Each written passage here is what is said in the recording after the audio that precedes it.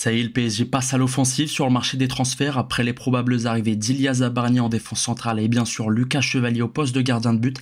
Il est temps pour Luis Enrique, Luis Campos et Nasser El Khelaifi de se focaliser sur un milieu de terrain. Même si on a le meilleur milieu au monde, il faut pas s'arrêter là. Quand tu regardes un petit peu les cadors de Première Ligue, et ben ils cravachent pour avoir de quoi nous concurrencer la saison prochaine. C'est pourquoi j'ai envie de recruter le numéro 6-8 de Stuttgart, Angelo Stiller.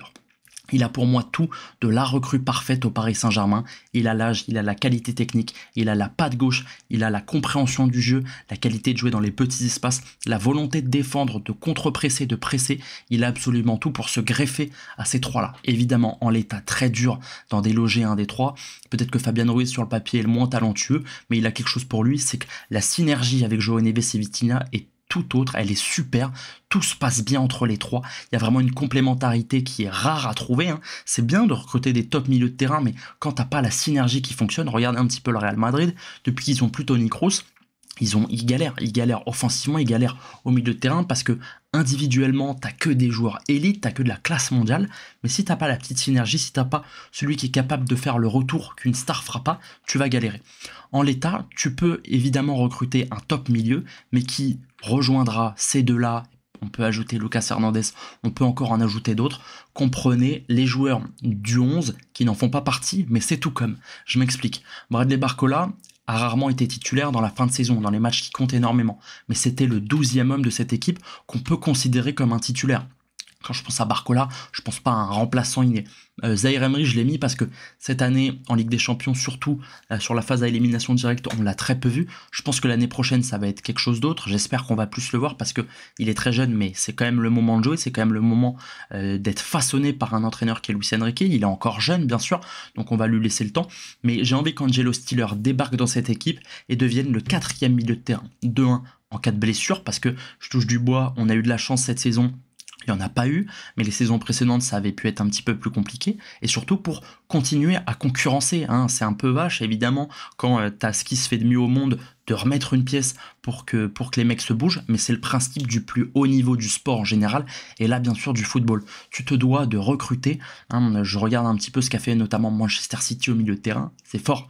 C'est fort. Donc tu te dois de cravacher encore une fois et de pas lâcher. Et c'est pour ça qu'Angelo Stiller viendrait se greffer en tant que peut-être 12e, 13e, 14e, 15e joueur de cet effectif à seulement 24 ans. Il aurait bien sûr dans les années à venir la possibilité de se greffer un poste de titulaire.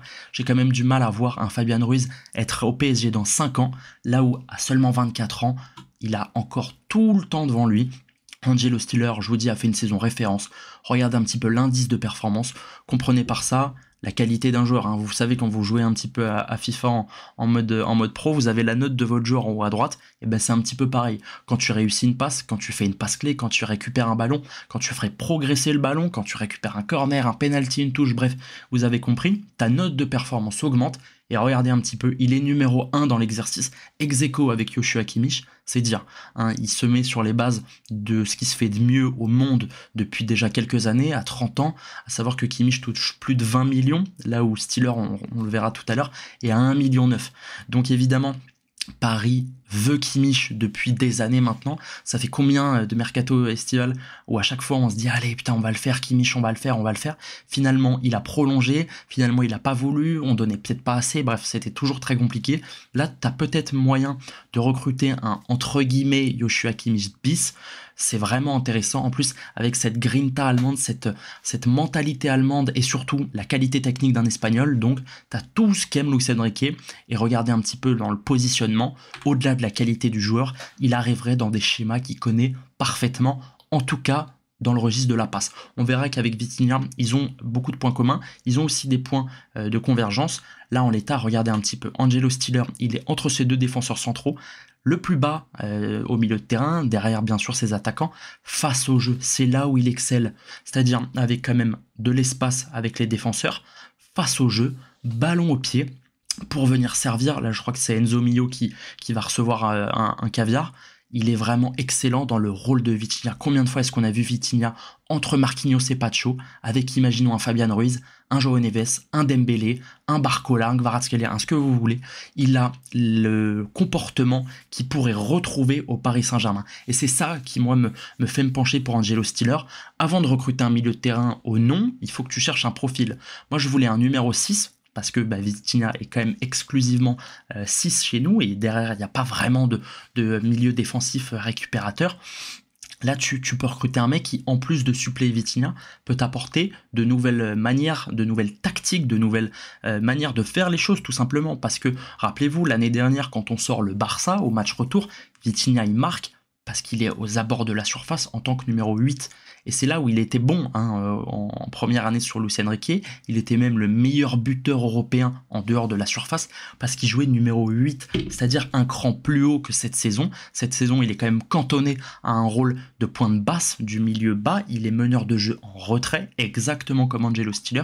Donc, tu peux, de 1, recruter de la qualité immédiate, tu peux faire souffler ton meilleur milieu qui est Vitinha, le portugais, et tu peux aussi permettre à Vitinha de jouer un cran plus haut. Vraiment, il t'apporte une pluralité dans ton PSG, dans ton effectif, dans tes capacités à mettre en place des tactiques qui, je pense, ferait plaisir à énormément d'entraîneurs. Encore une fois, pas de gauche, et à chaque fois, c'est des ballons délicieux. Là, c'est une action qui va mener à un tir, il passe juste à côté, mais c'est des actions qui mènent à des buts. Hop, toujours pareil, de l'espace qui est créé avec l'adversaire, de l'espace pour jouer, et surtout le pied gauche qui est armé à envoyer un caviar. Cette fois-ci, ça termine en but. Hop, Guirassy, on voit qu'il part, on le sert, et hop, ça termine en but. C'est vraiment très très fort. Quand je vous dis qu'il a cet instinct, regardez un petit peu. Là, j'ai plus son nom au numéro 20 de Stuttgart. Il prend l'information, il vient fixer les deux attaquants au milieu de terrain qui servent de défenseurs pour venir donner avec l'extérieur du pied un ballon dans la zone et hop, ça termine en but. C'est juste superbement bien joué et c'est là qu'il est excellent. Quand je vous dis qu'il joue un petit peu comme Vitinha, c'est dans le positionnement. Ils ont quand même pas mal de statistiques en commun, mais ils ont aussi des choses qui convergent. Les passes clés, regardez comme Angelo Stiller est devant. Comprenez par ces chiffres les centiles. Pour ceux qui ne savent pas ce que c'est les centiles, là, Angelo Stiller est 89e centile aux passes clés. Comprenez qu'il est dans les 11% qui réussissent le plus de passes clés. Évidemment, Vitinha, du coup, est dans les, je suis pas bon en maths, 38 et quelques pourcents. Donc, c'est quand même à mettre à son crédit. Pareil, côté duel, il est largement devant. Il est 73e centile, là où Vitinha n'est que 43e. Alors ça ne veut pas dire que Vitinha se fait tout le temps bouger et Stiller récupère tous les ballons, ça veut juste dire qu'il a la capacité de le faire et que ce que lui demande son coach à Stuttgart est en accord avec ça. C'est aussi pour ça que c'est quand même intéressant à souligner qu'en course progressive, Vitinha est dans les 1,6%, là où Angelo Stiller n'est que dans les 41%. C'est tout simplement parce que c'est la manière de jouer. Je pense pas que tu puisses être un mauvais joueur au moment de progresser, de faire progresser le ballon, course au pied, course ballon dans les pieds, en tout cas c'est mieux. C'est simplement une tactique de coach. Le PSG, on sait que c'est un club qui mange les espaces, qui est constamment en permutation. C'est quand même dur de regarder la hitmap du PSG quand tu vois que Dembélé il est bas, que Kvaratskhelia il est haut mais en même temps il a des pointes en bas, que Barcola il joue partout, que Doué il est partout, parce qu'au PSG on est sans cesse en mouvement. Et ça, si demain il vient au Paris Saint-Germain, il va devoir s'y adapter, parce qu'en Bundesliga il était quand même cantonné au milieu de terrain plutôt bas d'ailleurs, là où Vitinha lui est capable d'être à tout moment n'importe où. Mais ça, je me fais pas de soucis là-dessus. Dans les possessions gagnées, il est au-dessus. Et dans le reste, c'est rigoureusement les mêmes statistiques. 3000 minutes, c'est pas un joueur qui se blesse, c'est un joueur qui a des minutes. Donc, je suis vraiment content qu'on cherche un milieu de terrain et j'espère vraiment qu'on va le faire parce que pour moi, au-delà du joueur qu'il est, c'est le profil qui est parfait. J'espère, en tout cas, ça me ferait plaisir qu'on va d'abord, avant de recruter un nom, chercher un profil. J'espère que Luis Enrique veut un numéro 6. On sait que ça avait longtemps parlé de Guimarães. À voir, là ce serait une toute autre somme. Et pourquoi est-ce que je l'ai mis avec la Mannschaft ? De un, parce que maintenant il s'est imposé avec l'Allemagne et parce qu'il est à côté de Joshua Kimmich. C'est deux joueurs qui jouent de la même manière. C'est pour ça que je vous cache pas que j'ai du mal à comprendre pourquoi est-ce que le Bayern ne fonce pas. On sait que Palhinha est en train de discuter avec Tottenham pour un probable transfert. Palhinha qui, entre les blessures et les déceptions, clairement pas rendu heureux son coach belge. En plus il prend un beau salaire je crois pour le joueur qu'il était. Il me semble qu'il arrive quand même pour 50 ou 60 millions. Angelo Stiller, regardez un petit peu, c'est la même chose. Il joue comme Kimmich. Même championnat, niveau duel, il est pareil. Possession gagnée, il est un petit peu au-dessus. Course progressive, vous voyez, hein, tout de suite Kimmich, il est plus bas. Parce que le Bayern joue comme ça, parce que en Allemagne, on a quand même cette tendance à prioriser la qualité balle au pied plutôt que les courses incisives vers l'intérieur. Le PSG, lui, en est plutôt adepte. Donc, si demain il arrive au PSG, il va devoir s'y accoutumer. Mais là-dessus, je me fais pas de soucis. Je me fais par contre du souci pour les supporters du Bayern. Pourquoi est-ce que le Bayern ne le fait pas? J'ai du mal à comprendre. Je vois pas Stiller rester à Stuttgart, il est trop fort. Je pense que le rêve d'Angelo Stiller, c'est un jour de ressembler à un de ces deux joueurs. Toni Kroos, il y a déjà du Toni Kroos en lui, et Sergio Busquets dans le côté métronome. Ça, c'est encore une marge de progression pour Stiller, être capable de gérer le tempo comme le fait Vitinha en fait. Gérer le tempo, être capable de ressortir sous un pressing intense, parce qu'on l'a vu, hein, Chelsea, c'est là qu'ils ont fait mal au PSG en finale de Coupe du Monde des clubs, c'est en pressant. Le porteur de balle était tout de suite agressé. On a vu que Vitinha parfois était un petit peu déboussolé, et c'est là que Sergio Busquets est évidemment un modèle du genre.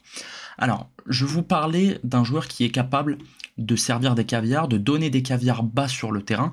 Il est également capable, même si c'est pas sa qualité numéro 1, de se projeter et de saisir les espaces. Regardez un petit peu cet appel d'attaquant qu'il va faire. Hop. Et quand je vous dis qu'il a un excellent pied gauche, là il se rend bien compte qu'il n'a pas trop de solutions. Là tu veux la donner à qui? Donc pied gauche, il est du bon pied, l'angle est extrêmement fermé, mais pas de souci, j'ai l'impression que c'est le Bayer Leverkusen, donc c'est Radecki. Et ça finit au fond. Il a quand même cette capacité à finir. Les buts, c'est loin d'être sa qualité numéro 1, mais je tenais quand même à vous le montrer, parce que c'est quand même important de voir que c'est un joueur qui n'a pas froid aux yeux, que si l'espace le permet, il va y aller. Il est aussi excellent, et ça c'est devenu obligatoire si tu veux aujourd'hui jouer au PSG, capable d'être bon dans les petits espaces. Il est là, hein, c'est lui qui donne ce ballon à Guirassy, et après c'est un enchaînement à 3, et c'est fabuleux. Il y a une petite talonnade qui part, et tout de suite, il s'emmène le ballon, il est en position très dangereuse, un petit peu comme tout à l'heure. Hein. Là, il va pas choisir de frapper, il va choisir de faire un centre fort dans la pire des zones pour un gardien, c'est-à-dire le ballon va passer entre le défenseur et le gardien, et c'est Guirassy qui va terminer. C'est vraiment fort ce qu'il est en train de faire, et regardez un petit peu, il touche même pas 2 millions, il a 1 900 000. On sait que en Allemagne, ça paye beaucoup, notamment le Bayern, qui donne beaucoup d'argent à ses joueurs. Tu vois des Gnabry à 18 millions, des Coman à 17. Donc je pense que demain, s'ils peuvent signer un Stiller à 6, 7, 8 millions, ça va pas leur faire trop de mal. En plus, si Palhinha part, tu gagnerais vraiment au change. Donc moi, je le vois vraiment exploser, en tout cas partir. Et si ça pouvait être sous les ordres de Luis Enrique, imaginez un joueur de cette qualité qui a ce flair, qui a tout pour exceller, entraîné par le meilleur gardien, pas le meilleur gardien du monde, le meilleur entraîneur du monde, le plus à l'espagnol, qui comprend le jeu, qui va lui donner toute sa vista. C'est juste là que j'attends le prodige. À 24 ans, c'est un prodige du football. Et regardez le pied gauche qu'il a. Il est quasiment exclusivement pied gauche. Il y a quelques doutes à avoir sur son pied droit, mais il est rarement en position de frappe. Mais regardez-moi ça. Là, il est face au Bayern Munich, face à son ancien club. Regardez-moi le pétard qu'il va envoyer dans la lucarne de Manuel Neuer. Il est capable de tout faire. Une fois qu'il a son pied gauche armé, qu'il a pris l'information, il est capable de millimétrer chaque ballon au bon endroit. Et ça, le PSG en a évidemment besoin. Toutes les équipes du monde en ont besoin. Ça ferait respirer nos milieux de terrain, tout en amenant quelqu'un qui aura les mêmes qualités que nos titulaires. Évidemment qu'en l'état, Vitinha est un meilleur joueur, mais Vitinha est quand même plus âgé qu'Angelo Stiller. Ils ont pas de beaucoup, mais quand même. Et Angelo Stiller a encore une marge de progression. Regardez, il prend l'information, il fixe son défenseur, même si c'est de loin, et il vient de délivrer un caviar sur la tête, ça finit au bout. Le jeu de tête n'est pas la qualité numéro 1 des joueurs du PSG, c'est simplement pour vous montrer à quel point il comprend son sport et il comprend le tempo d'un match, le tempo d'un match et de son équipe, surtout de la capacité de ses joueurs à se placer dans les bons endroits. Là-dessus, je pense qu'il pourrait faire énormément de bien. Là, il est à Hoffenheim. Je vous le disais en début de vidéo, on peut le voir offensivement, c'était surtout à Hoffenheim, je me suis tapé pas mal de compiles, et c'est pour ça que j'ai pas peur quand on voit sa stat de ballon qui fait progresser, parce qu'il est bon quand il applique les consignes de son coach. Si à Hoffenheim c'était le cas, tu devais plus être sur l'offensif, tu devais courir plus avec le ballon, il l'applique. Là c'est mal défendu, il est laissé seul dans cet endroit-là, il se prend pas la tête. T'es pris, une passe étonnante, parce que là on sent qu'il le regarde. t'es pris, boum, il allume et c'est but. Il a un pied gauche qui lui permet de tout faire, notamment de tirer les corners. C'est là aussi qu'il est bon. Paris a pas de très bon tireur de corner. Quand tu regardes un petit peu Arsenal, qui est la meilleure équipe sur coup de pied arrêté du monde, ça je crois qu'il n'y a pas trop de débat. Oui, Saliba se place très bien, oui, Gabriel a un excellent jeu de tête, mais c'est surtout Bukayo Saka qui envoie caviar sur caviar. Et ça, c'est vraiment quelque chose à pas négliger. Aujourd'hui, c'est plutôt Dembélé qui les tire, parfois Vitinha. Mais moi, ce qui me ferait plaisir, c'est qu'on ramène un Angelo Stiller qui est capable de tirer les corners et de bien les tirer. Ça va combiner avec son numéro 9, ça va finir au fond. C'est simplement pour vous montrer à quel point il comprend, il applique et il pourrait amener au PSG des choses qu'on n'a pas encore. La qualité sur corner, on l'a pas. Clairement, c'est un de nos défauts. Pour comparer un petit peu les deux équipes, évidemment, le PSG est une bien meilleure équipe que Stuttgart. On l'a vu en phase de groupe. Il va devoir s'acclimater à un rythme beaucoup plus ardu en défense. Regardez, au niveau des défenses, alors c'est évidemment dur à quantifier, hein. Qu'est-ce qu'ils entendent par 45e centile? Est-ce que c'est les courses? Est-ce que c'est les ballons? Est-ce que non. En l'état, c'est une équipe qui défend beaucoup mieux, donc il va devoir courir davantage, parce que la Bundesliga n'est pas connue pour exercer le pressing le plus intense d'Europe. Les Gegenpress, bien sûr, emmenés par le bon vieux Klopp. Mais là, il va devoir s'acclimater à un PSG qui veut courir constamment, qui veut faire des efforts, qui aime faire un effort. En fait, ce qui est génial avec le PSG, c'est que t'as pas le droit d'être flemmard. Quand ton meilleur joueur, quand celui qui va prendre le ballon d'or, qui est Ousmane Dembélé, est celui qui presse le plus, que tu vois comme ça, prêt à bondir sur Alisson, sur Robert Sanchez, sur le gardien adverse, et tu te sens obligé de courir. Pourquoi est-ce qu'au Real Madrid, ça presse moins? Je pense que quand tu vois un Vinicius, quand tu vois un Mbappé qui court pas du tout, bah toi, quand t'es, je sais pas, t'es Brahim Diaz, peut-être que t'es moins motivé à l'idée de le faire. Alors que quand Dembélé, il est à fond comme ça, Kvaratskhelia, ça le transcende. Il se dit, attends, lui, il fait ce pressing, mais lui, c'est mon pote, c'est mon frère, je vais pas le lâcher. Et j'espère que c'est ce qui va se dire en arrivant au PSG. Alors oui, il faut que j'utilise le conditionnel parce que c'est mon conditionnel, là, il n'y a pas tant de rumeurs, mais c'est dans l'idée de ramener ce genre de profil. Même au niveau du pressing, hein, on est l'équipe qui pour moi presse le mieux d'Europe. Il y a le Barça qui presse fort, le Bayern aussi aime courir, mais c'est quand même différent. Même au niveau des buts, au niveau des attaques, il va devoir progresser. C'est un gap entre Stuttgart et le PSG, mais pour moi, il a montré, notamment en Ligue des Champions, qu'il pouvait le faire. Et ça, c'est important. C'est quand même rare de recruter un jeune joueur. Alors, il a quand même 24 ans, donc c'est bien qu'il ait une petite expérience européenne, mais recruter un petit crack qui a seulement comme expérience les bonnes performances dans son championnat, c'est un petit peu plus problématique que quelqu'un qui a été capitaine, homme du match, en Ligue des Champions avec son équipe. C'est quand même quelque chose à mettre à son crédit. Et pour terminer cette vidéo, je vous ai vraiment balancé plein d'informations parce que je sais qu'Angelo Stiller est pas non plus le joueur le plus bankable. On parle pas que de lui, mais pour vraiment que vous le compreniez. Donc, vous l'avez compris, dans le positionnement, il irait parfaitement au PSG. Excellente patte gauche, vision de jeu irréprochable. Et surtout, je vous l'ai dit, tu dois aimer courir, tu dois aimer défendre. Au PSG, quand tu veux jouer sous les ordres de Luis Enrique, je vous ai mis quelques extraits où il est à fond. Il vient comme un roc, c'est pas le rôle d'un milieu de terrain, d'un numéro 8 d'être là. Et il vient contrer la frappe de Kane en donnant son corps à la science. Et hop, ça c'est quelque chose qui va vraiment être intéressant. Un petit peu comme sur cette action, il est juste derrière. Et vraiment comme un excellent défenseur, comme Virgil van Dijk pourrait le faire, il va gentiment emmener son opposant en sortie de but. Et il va tacler jusqu'au bout pour faire sortir ce ballon. C'est simplement pour vous montrer à quel point il est complet. C'est quelque chose qui peut faire peur quand tu parles d'un milieu de terrain ultra technique qui peut te délivrer caviar sur caviar. C'est le manque de volonté au moment de défendre. Ça n'a pas l'air d'être le cas d'Angelo Stiller. Je ne vais pas vous mentir en disant que j'ai raté aucun match de Stuttgart cette saison. Donc ce serait plutôt intéressant de me voir avec des vrais fans du club, savoir ce qu'ils en ont pensé sur son activité défensive.